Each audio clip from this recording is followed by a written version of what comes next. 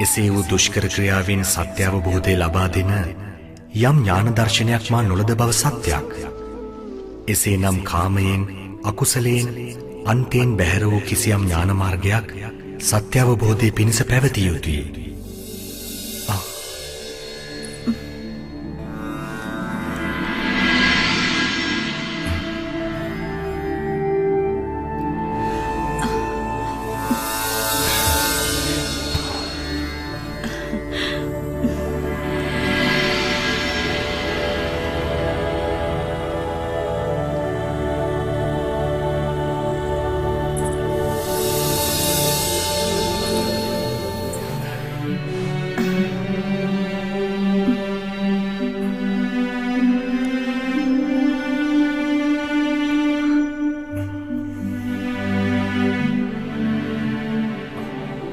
ඔබ පෙන්වා දුන් කරුණ පැහැදිලි සත්‍යයක් සුජාතා.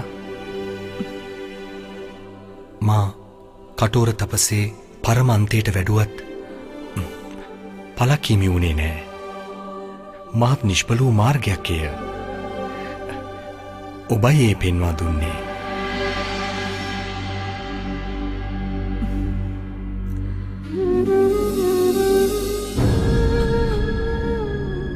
සිදුවිය නොහැක්කක්. සිද්ධාර්ථෝගේ තපස්චර්යාව හැරගොසින් එතරම් මොහුගේ වීරහීන විකුසින්ද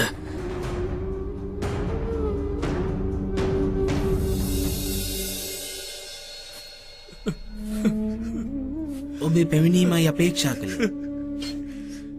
කුමක්ද ශෝකයෙන් වැළපීමට හේතුව?